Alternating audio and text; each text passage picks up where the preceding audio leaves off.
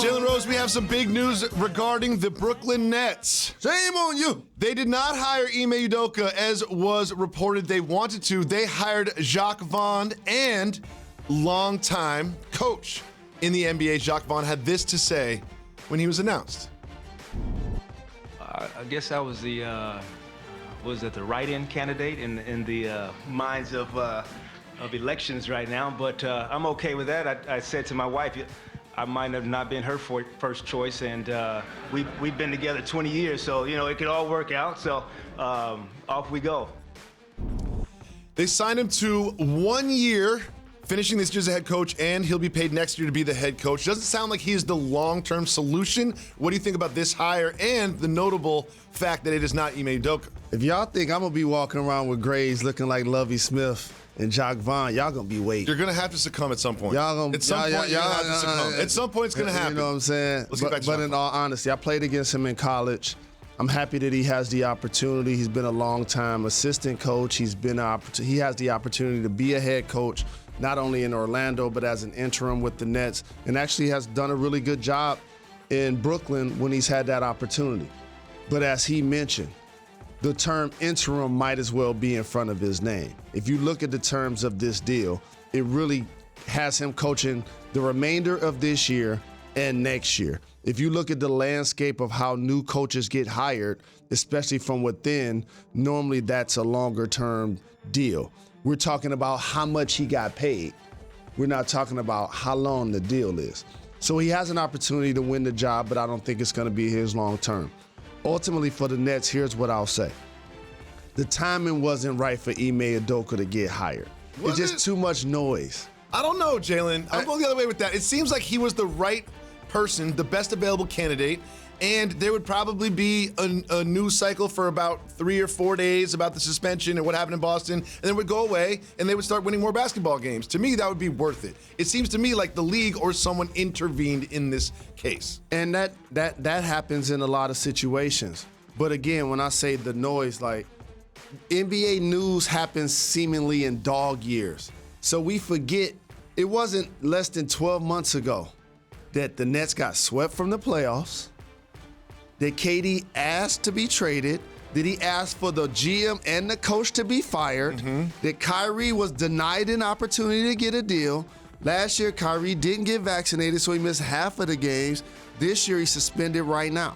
And so all of these things, when you're trying to hire a new coach, become the press conference. The timing just isn't right. So let me modify what you said, though. That doesn't mean they can't still do it. Just not right now. Because when people talk about Ime being the candidate for the job, remember, I'm going to be the first person to remind everybody this. He coached in Philly, Ben Simmons.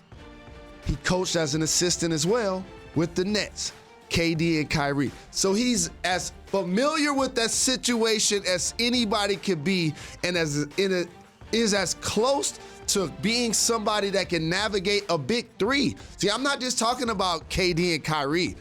When they're healthy and they're on the court, they're going to score 30 points. I know what I'm going to get from them. It's 70 points right exactly. There. I don't know who gets 40 or 30 or whatever. But we need somebody that's going to nurture Ben Simmons. And Jacque Vaughn was coaching yesterday, and I was at the game yesterday. Ben Simmons is going to have to be better for them if they're going to be a contending team. Jalen, I love Ben Simmons. You know how much I love Ben Simmons. And I was so excited for Ben Simmons and his fit on this team and how they don't need him to create on offense. They don't need him to shoot on offense, and this is going to be a perfect fit for him. They need defense, and he's defense. So far, doesn't look great. Doesn't look great.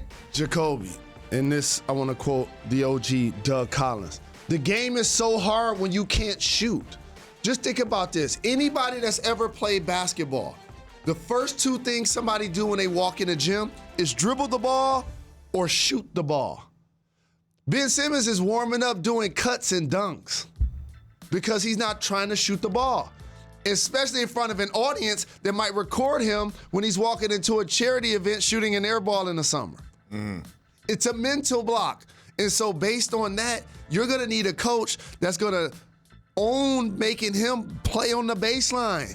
They're still not owning that. He has to be on the baseline. He has to be on the wing. If you were Joe Tsai or Sean Marks, why wouldn't you just hire Ime Udoka, lose the press conference, let the storm blow up, and then calm down? You end up with the best coaching candidate possible, and you actually kind of get him in an opportunity, oddly, where you normally wouldn't have. It's just that I feel the timing isn't good. But it don't mean it can't happen. That's what I want to keep stressing to you.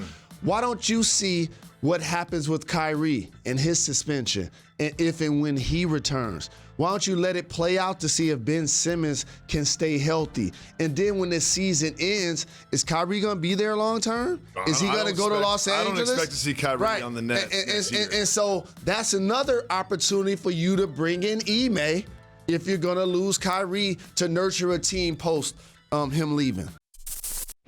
Thanks for watching ESPN on YouTube. For live streaming, sports, and premium content, subscribe to ESPN+.